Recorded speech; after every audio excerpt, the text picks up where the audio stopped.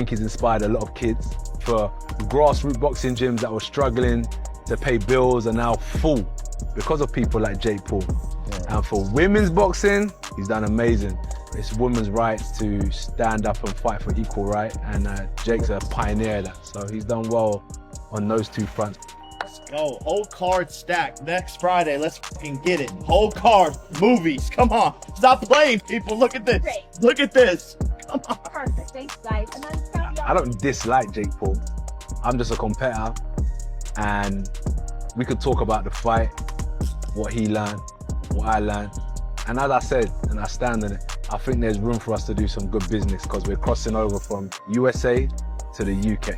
We're here to take over, not take part. And I have to go in there, stomp all over him, inflict pain, and land that right hand that he says is my only weapon. I know the energy in that building when you've got 15,000 people calling out for entertainment, calling out for power punches. I know I'm gonna deliver, I know Jake's gonna deliver. So the people in the venue are gonna be in for a good treat and they're gonna go home and say, what an event that was.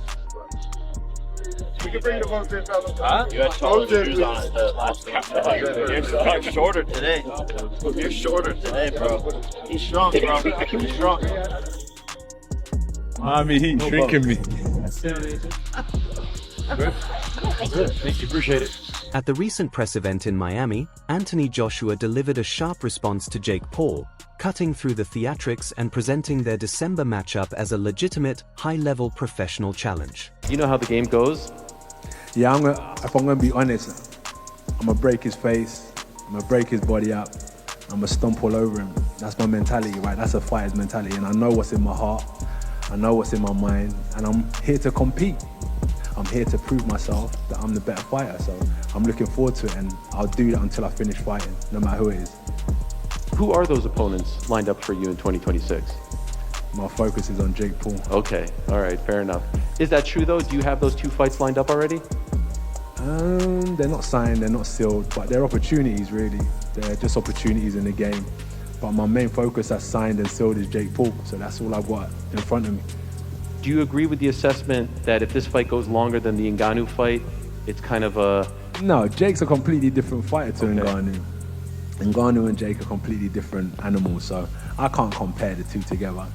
Ngannou's never boxed before either, Jake's boxed before. They're just different. Ngannou's a lot more slower, but a lot bigger and more powerful. Jake's quicker.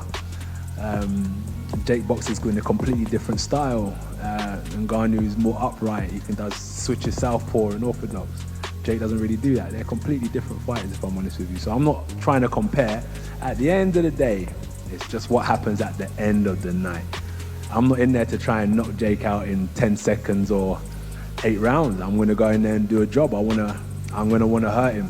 Joshua recognized Paul's boldness but emphasized that his preparation will be no different from facing a top-tier opponent, running a focused training camp, sharpening the basics, and building a strategy designed to apply constant pressure, wear him down, and ultimately stop him. I'm going in there, I can fight free.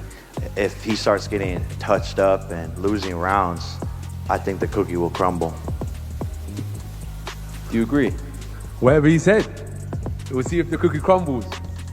I don't know what to say. I'm confident in myself. Like, I'm not focusing on him. I just know what I can do, and I can't wait to show it. I'm not gonna crumble. I'm solid. I've been through war. The atmosphere heated up as Paul doubled down on his confident predictions about pulling off a global upset.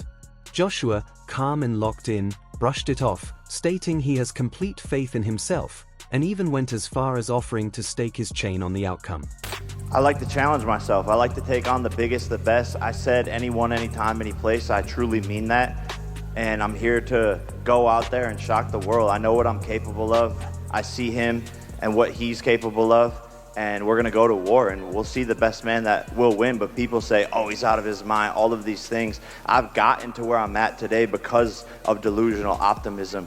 And so it's delusion until it's not, because look at where we're sitting today. No one ever thought that this would be possible, that we would be here when I first started boxing, and no one thinks I'm gonna win. So join the list and Be ready to be shocked. Joshua highlighted the genuine tactical dangers involved, pointing to heavyweight power and the absolute need for focus, while framing the bout as a clash between star power and proven elite skill. His comments balanced acknowledgement of Paul's confidence with an unmistakable warning. If Paul fails to withstand sustained pressure, the fallout won't just be physical, it will echo through his reputation and the wider boxing world. As the heat from the Miami press conference cooled, attention naturally turned to Deontay Wilder, whose perspective added a more sobering note. Wilder remarked that the matchup almost feels unreal at times, largely due to the stark size and experience gap. Paul is expected to enter around 215 pounds against a former world champion weighing closer to 250. Still, he emphasized that once fighters step into the ring, none of that matters. Scripted or not, the risk is the same, because boxing is dangerous the moment the bell rings. And I don't know nothing, but one person would do what Jake is doing. And that's it. And I'm talking about the weight difference. For him being, well, like I said, 215 and Joshua being 250, I don't know that there was differences. I don't know no other person that have done that but me that fight that. I fight guys 20, 30, 40, 50 pounds heavier than me. You know what I mean?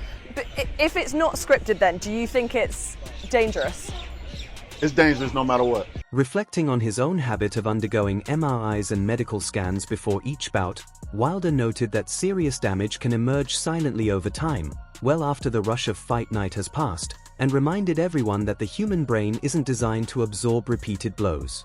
His comments reframed the Paul-Joshua matchup as more than a spectacle, emphasizing that it carries genuine risks to both fighter safety and competitive fairness, and underscoring the responsibility that comes with sanctioning such unconventional contests. It's dangerous. It's dangerous.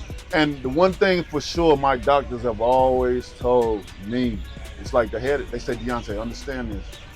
The head is not meant to be hit, you know? Because I always get, CAT scans and make sure the brain and stuff right and making my body right. And I always try to convince other fighters and stuff, go get MRIs, go get CAT scans, and go get all that because your outside body may feel good. You may, I'm good, especially after a fight. The adrenaline rush is still on. You don't feel nothing right now.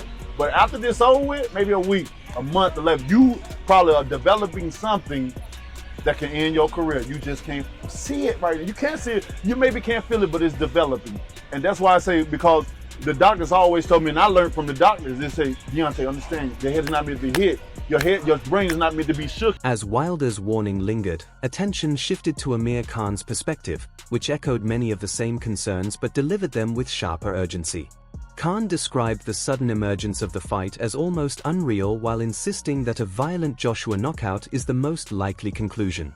He criticized Nikisa Badarian's decision to put Paul in such a dangerous situation, arguing that the physical risks vastly outweigh any competitive benefit. While acknowledging the obvious financial appeal, Khan emphasized that Paul's future extends beyond boxing and should not be jeopardized for a single event. So quick, it's come so quick, the fight has, but AJ by knockout, brutal knockout. Nikisa is making a big mistake putting Jake Paul in a fight like this because he's gonna want to see him get hurt. I mean, these guys are going for the money, where really, he has a life after boxing as well. Let's hope he comes out the ring in one. Khan said Joshua's incentive is simple, a massive payday in a contest that clearly suits him on paper, while Paul is driven by exposure, influence, and the opportunity to reach a traditional boxing audience. Even so, Khan acknowledged boxing's unpredictability, where one punch can shift everything, but maintained that Paul lacks the power and technical ability required to truly threaten a heavyweight of Joshua's level. To him, the fight highlights both the financial pull of crossover bouts and the broader debate surrounding safety, competitive fairness, and how much spectacle the sport should allow. I was AJ, I do the same thing because at the end of the day, you're fighting a YouTuber, and why not? I mean, getting paid millions and millions of pounds. And why is Jake doing? Jake's just doing it for probably the fan following. Maybe he wants to get the boxing audience. But look, who knows? I mean, anything can happen in boxing. One punch can change the fight, but I just don't think he has that one punch to change the fight. It's just does Jake. Building on Amir Khan's warning about the danger Jake Paul is stepping into, the focus then turns to Eddie Hearn, whose view carries extra weight given his role in managing Anthony Joshua's career. Hearn explained that although Matchroom is not promoting the Miami event, he will be firmly in Joshua's corner, approaching the fight with the same seriousness reserved for a world title bout. He rejected the idea that Paul is being treated as a gimmick opponent, stressing that the camp is operating with full intensity, discipline, and tactical preparation, no different from how they would prepare for an elite heavyweight. Hearn acknowledged that Paul has confidence, legitimate improvement, and experience sparring with large, high-level fighters, but argued that none of that truly prepares someone for the speed, power, and threat Joshua brings into the ring. From his perspective, Paul's best hope is simply to avoid taking a clean shot, because once Joshua connects at full force, the ending is likely to be decisive and brutal.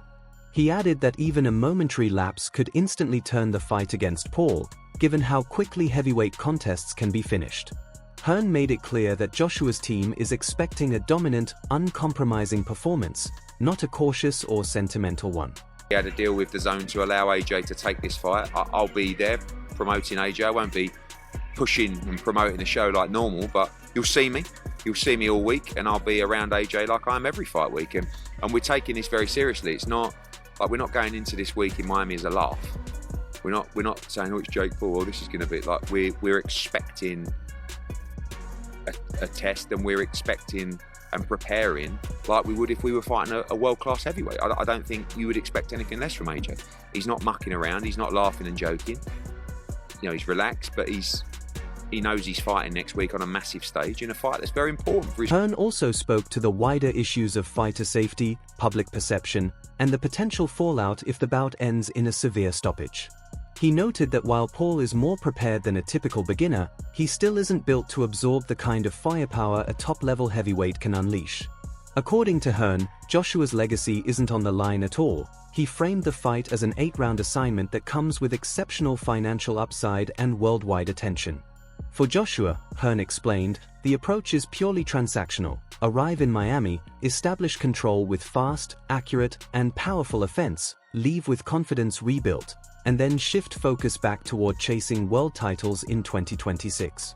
He added that virtually every elite fighter would have taken this opportunity without a second thought, given its scale and reward.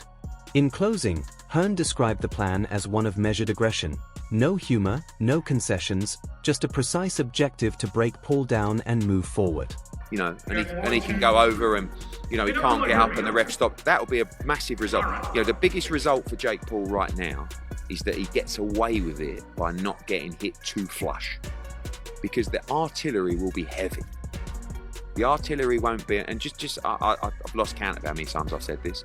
Do not worry about anybody holding back.